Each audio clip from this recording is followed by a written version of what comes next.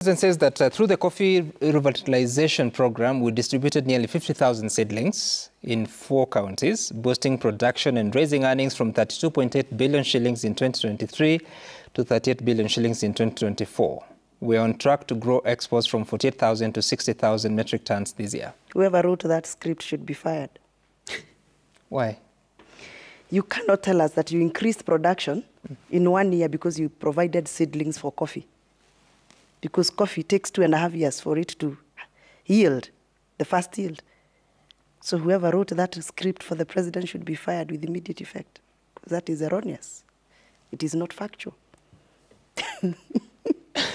However, let us give him some benefit of doubt that he meant that coffee production had improved in the previous year. Let us imagine that that is what was in his mind. You know, when the president says that he has given out subsidized fertilizer to coffee farmers, I laugh. Yeah. Because I'm a coffee farmer and he has never given us free subsidized fertilizers for coffee. He has given out for maize and other crops, but not for coffee. Coffee farmers bought their fertilizers at the market price for the many years.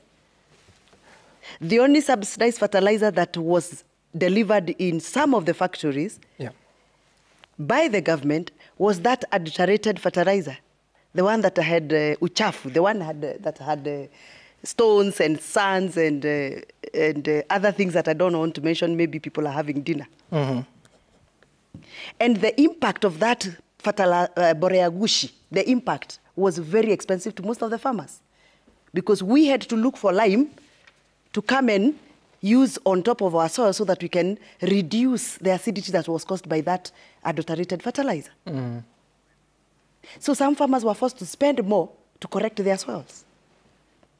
So when the president says, oh, we have increased maize production, he may be right because probably he pumped much fertilizer in the maize zone.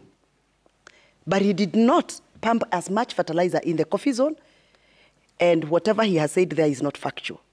But for me to accept that there was an improved yield from maize, what is my indicator? I'm a livestock farmer. My indicator number 1 would be, has maize germ, a product that comes from maize, gone down in terms of? The price.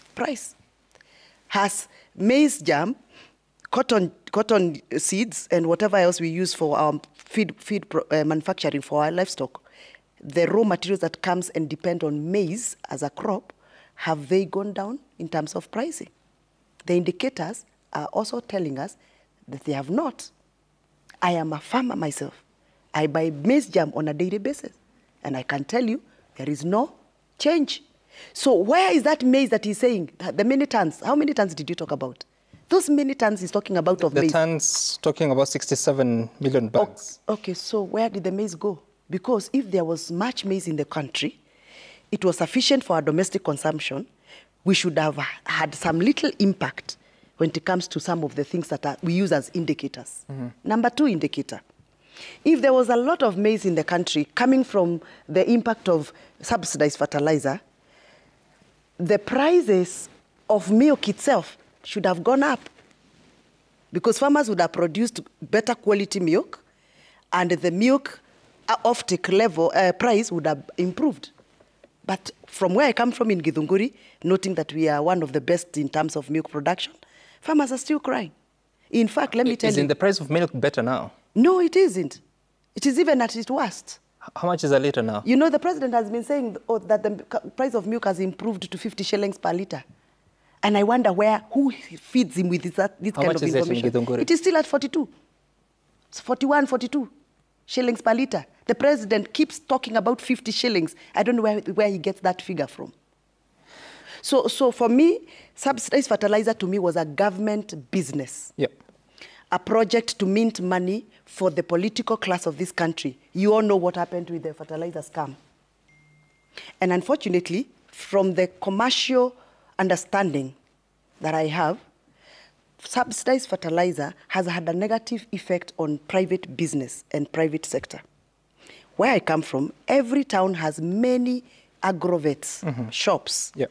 These agrovet shops are the ones that supply farming input to the farmers, including fertilizer. When this fertilizer, ambayo ni subsidized, was advertised, all farmers abandoned from buying from the agrovet, and they lined up at the Kenya National Cereals Board offices to get that subsidized fertilizer. And what happened? Farmers were being conned along those lines and queues when they went for this subsidized fertilizer. Some of them were even scammed into it. So what happened to these businesses? I call it crowding out. We have crowded out the business enterprise along the line of fertilizer business. Crowding out means this commodity has been monopolized by the government to the extent that the private sector is no longer benefiting from it. So what has happened is that now, when the government fertilizer is out of stock, the private business people do not have stocks.